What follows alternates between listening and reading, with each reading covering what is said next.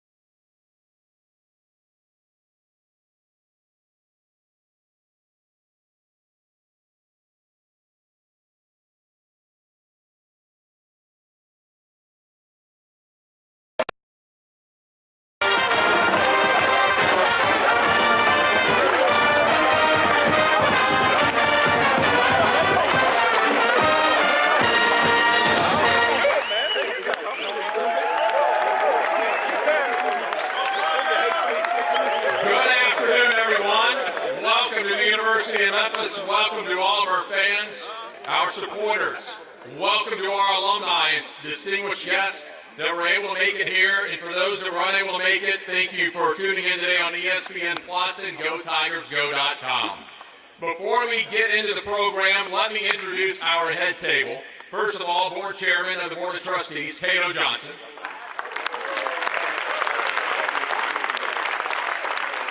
Senior Vice President and Director of Athletics, Dr. Ed Scott. President of the University of Memphis, Dr. Bill Hargraves. I will save the last introduction for Dr. Scott. I'm Jeff Brightwell with the Tiger Sports Network. We're all excited to begin a new chapter in Tiger football today. We have a proud history of Tiger football, starting way back on October 12th of 1912. Since then, the Tigers have won 8 total league and conference championships. They'll be playing their 19th bowl next week. They produced 14 All-Americans, 3 College Football Hall of Famers, and a Pro Football Hall of Famer. Recently, we've enjoyed unprecedented success. Next week's Gasparilla Bowl will be our 12th consecutive bowl game, one of the longest streaks in the country.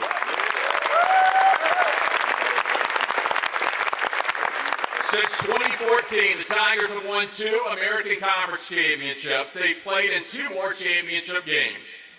And today, you're going to hear why our leadership believes that our new coach is the one to return us to that championship form. A coach is a leader of the football team itself, but it takes a strong athletic director to set the standard. And most importantly, a great leader to lead the university. With that, let's get started. Welcome the President of the University of Memphis, Dr. Bill Hargrave.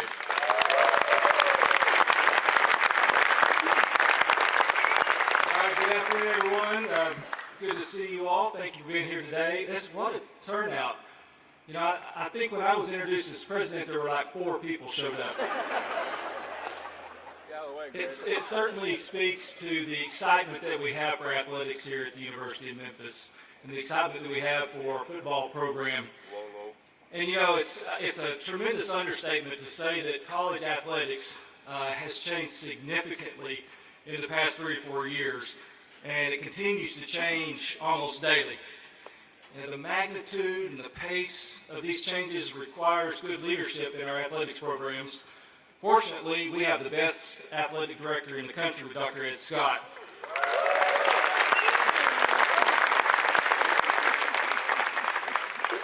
In turn, one of the most important things that an AD does, and certainly one of the most visible things, is to hire good coaches.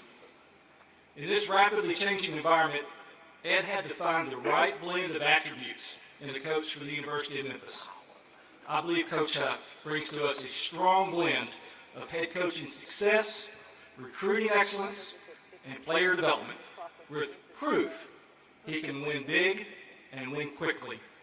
Coach Huff is the right man at the right time.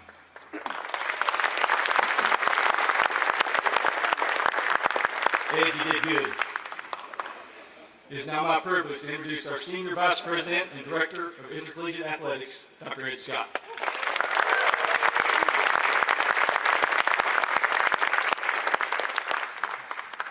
You know, it's always hard to follow Dr. Hargrave because he's really funny. People don't understand his sense of humor.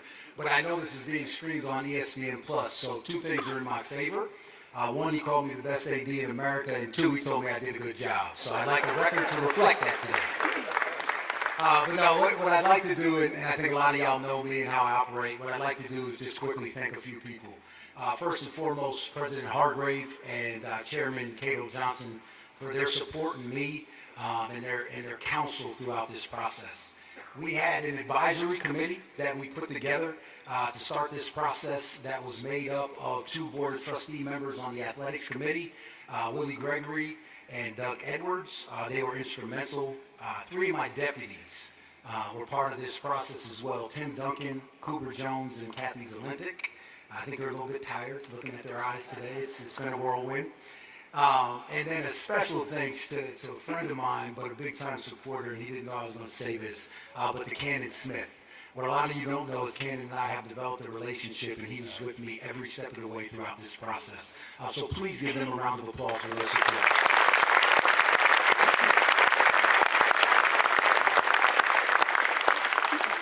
Just briefly, look, when you embark on a search like this, the best thing that I had in my favor was the state of our football program was strong, right? Now and in the future. You know about our bowl streak, right? We're going to the Gasparilla Bowl this year, and we're going to try to beat another P4 opponent. We have done a great job in this football program building a foundation. And that's why when we embarked on the search, we wanted to make sure that we had a process and a profile. And what I can tell you is this. Our goal is to be a top 25 program. It's to compete for and win conference championships and to have a chance to participate in the college football playoff. Those are our three goals, and that led our search. And so that's how we built our profile. First, we wanted a sitting head coach at the FBS level, or we wanted a Power 4 coordinator. We wanted somebody that had won at the highest level. We also wanted to make sure we had somebody with championship pedigree. We wanted to make sure we had someone with a commitment to player and character development. And I just heard Coach Huff talk to some of our supporters and talk about how when the folks leave Memphis, that they should leave better men than when we found them. And that speaks to who he is as a person. And then also we wanted strong regional recruiting ties. We have to do a good job of keeping our best athletes and our student athletes in every sport home in Memphis. It's something we have to do better. And I think in Coach Huff, we found all those things. Here's what I can tell you. I had a chance to talk to Nick Saban. I had a chance to talk to James Franklin. And what they told me about Coach Huff is this. He's proven success as a head coach. He was 39-25 in 5 seasons at Marshall and Southern Miss, including a win over number 8 Notre Dame at the time in South Bend, Indiana. He led Marshall to the 2024 Sun Belt Championship. He achieved a bowl victory every season he's been a head coach. Most recently, he engineered a turnaround at Southern Miss, taking a team that was 1-11 to 7-5 and to the second bowl game in 6 years. He's got elite coaching pedigree. He's coached with Nick Saban. He helped the Crimson Tide when he was on staff there win a national title in 2021 and also win an SEC title. He spent 4 years with James Franklin at Penn State and also time with Franklin at Vanderbilt and at Maryland. He has a track record of developing NFL talent. We're known as Running Back U. We put out a lot of running backs out of Memphis. And we're lucky enough to get a man that mentored Najee Harris, who's Alabama's all-time leading rusher in total touchdowns, rushing touchdowns, and won the Doak Walker Award for Best Running Back in America. In addition, he mentored Saquon Barkley, a 2-time All-American, a 2-time Big Ten Offensive Player of the Year, and a 2-time Big Ten MVP. He's an exceptional recruiter, as I mentioned. He was voted in 2021 by 24 Sports the National Recruiter of the Year. So I want to reiterate, in Coach Huff, this is what I believe we found for our family in Memphis. A proven winner. Somebody focused on player and character development. A man with championship pedigree. Strong regional recruiting ties.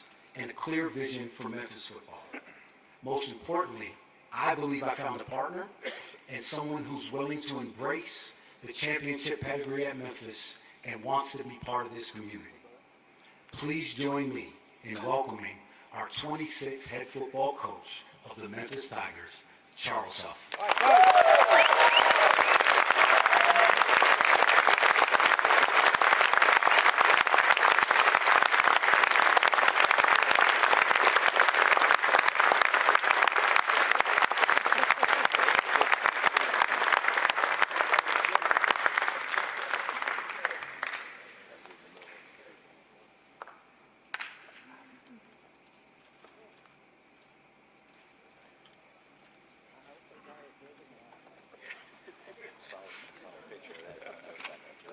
Thank you, guys. You start listening to all those stats, you think, man, you're getting old fast. But no. First, let me thank the good Lord above for the opportunity to stand in front of you today. This is not by happenstance that I'm here. I truly believe there's favor on my life. And I truly believe the more I can pour into young men, the more that favor will be shown on a grand scale. Let me thank my family, my wife Jessica, my son BJ. We have two other ones that are 2 and 3, Bo and Blaze. They missed nap time today, so it is a complete explosion going on right now. But when you go through these processes, and we've been on this journey together, everyone thinks about the head coach, and Dr. Scott is what all he did with his team. There are people at home that go through it as well, and sometimes they don't get the limelight or they don't get the recognition. But my head coach, I'm a better head coach because she forces me to be a better husband and a better father. That's just the reality of it. Our son, thank you. Our son is in the 7th grade. When you look at him, it looks like he's in the 9th grade. I have about 18 texts from every high school in the city of Memphis that wants him to come play. I'm going to let you know, his mother is his agent. If he doesn't do his homework, he ain't playing. So hope you got study hall set up or something after school, because you'll miss a player if he doesn't do that. But my family's been awesome. To Dr. Hargrave, Mr. Johnson, the Board of Trust, there's a lot of people that go into this when you make these type of decisions. These are not who are you going to prom with decisions. These are real decisions that ultimately affect the trajectory of not only an athletic program, but a university. And more importantly, when it's done right, a city. So Dr. Hargrave, I thank you. Doug on the board, thank you. Dr. Scott, tremendous leadership. Him and his administrative team, Kathy, Tim, Cooper, everyone that was involved in this process. I've been through a lot of these processes.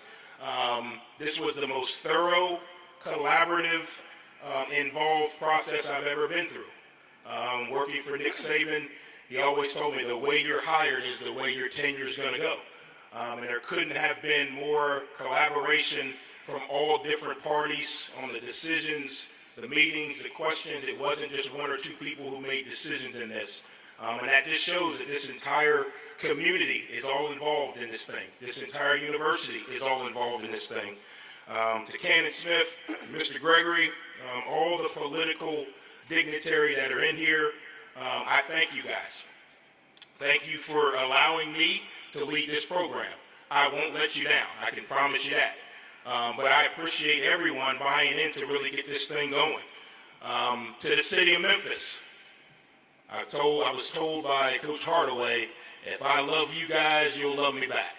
So get ready to get loved by my Huff family a lot.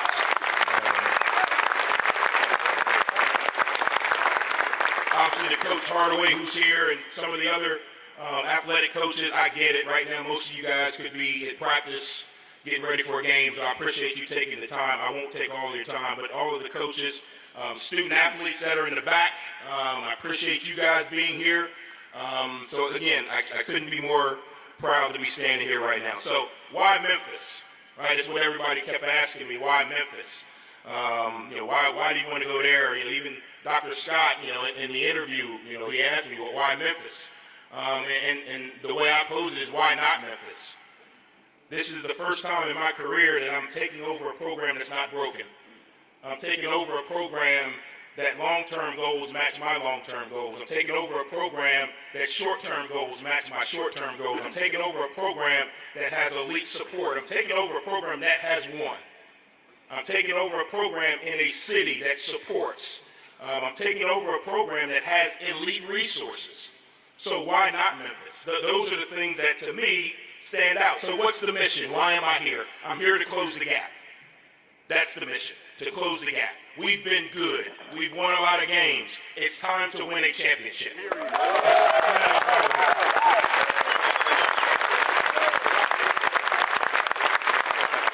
So obviously, with any type of mission, you got to have a plan. Well, how do you do that? Well, there's our core values and our culture. So in our program, culture stands for how we act, interact, and react. It's that simple. It's not a sign on the wall. It's not a logo on a shirt. How do we act every single day with each other, around this city, around this community? How do we interact with other people on this campus, other teammates, other student athletes, other students? We have to go to class at some point. So how do we act on campus? And then how do we react to adversity? Because it's going to come. Champions act a certain way to adversity. So that's our culture. That's what it's going to be. It's not a slogan. We don't have these things on the wall. It's going to come down to that. Ultimately, these four things will separate us. One, we got to have a positive attitude every single day. I was raised by my grandmother. She told me that somebody's got it worse. So whatever you think is as bad as it can be, there's somebody that would trade places with you in a heartbeat. There's a million schools that wish they were Memphis. There's a million student athletes that wish they were at Memphis. So we got to have a positive attitude. The second one, we got to have an unbelievable work ethic. I'm not standing here today because my last name or who my dad was. I made a decision a long time ago to outwork people. And I've kept that decision in my mind for the last 42 years. If I can outwork you, I have a chance to beat you. That's going to be a motto in our program. I don't know who they schedule. I really don't care. Spot the ball, we'll play you. But we have to outwork you. We've got to develop the ability to compete in everything we do. You can't tell me that you want to be in the NFL, but you don't go to class. You can't tell me you want to be a champion, but practice is not the same mentality as in the game. So we got to compete in everything you do. I tell people all the time, Michael Jordan doesn't have a gambling problem. He has a competition problem. And he can't turn it off. So if you want to be on that level, you can't turn it off. And then the final one that separates success. You got to be able to do what you're supposed to do, when you're supposed to do it, the way it's supposed to be done. And you got to do it that way all the time. There are no options when you want to be great. That's the choice, to be great. So every single day you wake up, on one hand, here's something I know I'm supposed to do, but I really don't want to do it. Can I make myself do it? On the other hand, here's something I know I'm not supposed to do. I'm not supposed to put this in my body. I'm not supposed to skip class. Can I keep myself from doing it? Those are the choices and decisions we have to make every single day as a program, as the adults and the players. The more positive choices and decisions we make, the better we'll be. That's what separates the Kobe's and the Patrick Mahomes from the guys we don't know. Right? So those are the things. I told Dr. Scott, I'm working on application, not theory. I know this process works. This ain't what I hope's going to happen in a year, what I hope's going to happen in 6 months. I've won 2 championships, 3 if you count back when I was playing. I know what it looks like. And I don't say that boastfully. I say that because I know it takes work. It takes collaboration. It takes a vision. It takes guys holding guys accountable. It takes people in this city helping us get to where we want to go. So we're building on something, right? We're going to be urgent and aggressive in recruiting. I truly believe that some of the best football and football coaches are right here in Memphis. I truly believe that. I believe that because I've recruited the state before. I've recruited the city before. There's a lot of guys that are coaching in this city that played for me at another university. Yes, we're going to be aggressive in the transfer portal. Yes, we're going to be aggressive in high school recruiting. I'm going to tell you at some point, hey, your guy is not big enough, fast enough to play. You're going to tell me at some point, hey, coach, this guy's going to Alabama. We can have those discussions. But ultimately, we got to keep the best football players in the high school ranks here in the city of Memphis. If they do leave, I'm going to get them back.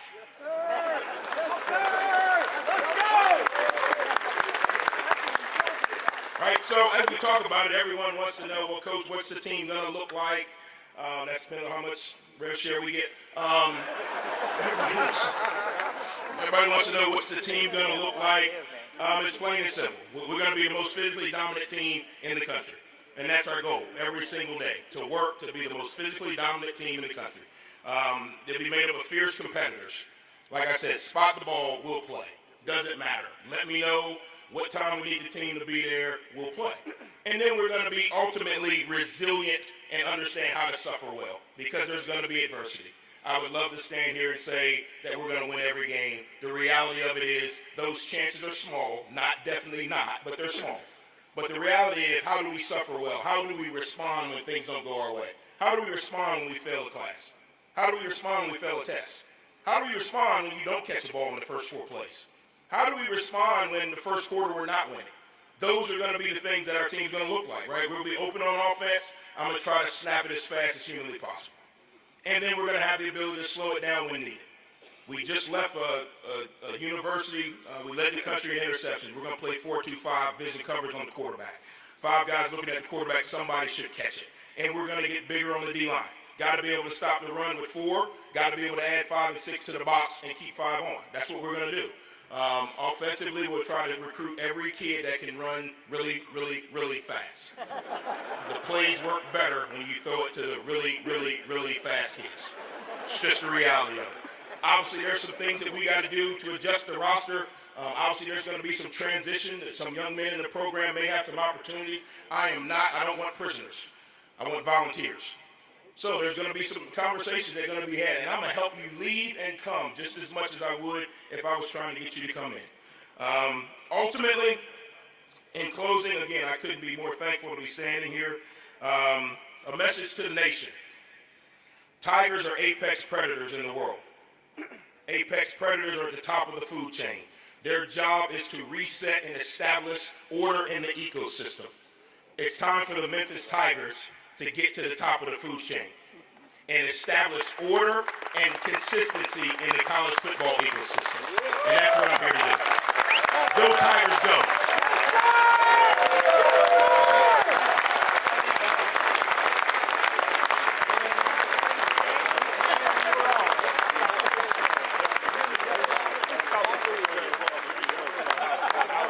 That will conclude our program. Thank you so much for coming out. Thanks for those watching online today. Just real quick to let you know, we do have our ticket table over here. Get those tickets now for 2026 Tiger football. And for the media here at 3:30, your press conference will begin in the defensive team room. Again, thank you so much for coming out. Welcome, Coach Huff, and go Tigers.